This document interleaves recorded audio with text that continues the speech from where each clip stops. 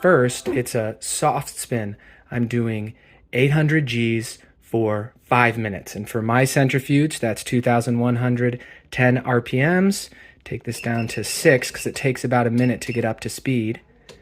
And there we go. If you have a centrifuge and you're trying to figure out how to get 800 Gs, well, if it came with a manual, there should be a table that shows you what RPM matches what G-force. Or you can figure out the length of your rotor by measuring from the center of where the spinning occurs, the axis, to where the end of the tube will be. Right? So if this is a swing bucket, well then the tube is going to swing up. So it's going to be further out than if it was, say, like a fixed angle sort of thing, all other things being equal. Once you find that length of your rotor, you can Google the equation that you can use in order to figure out the RPMs.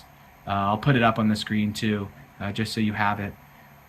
There's also calculators you can find on Google. So you just search RPM calculators, and then you can just punch in the desired G-force and the length of your centrifuge's rotor.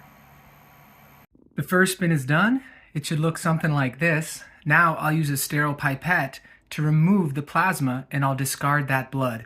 Then I'll spin the plasma again at 1,000 Gs for 11 minutes. And then we'll be able to see this little platelet pellet at the bottom. Here we go. I drew 8 tubes, and these tubes could fit up to 8.5 milliliters.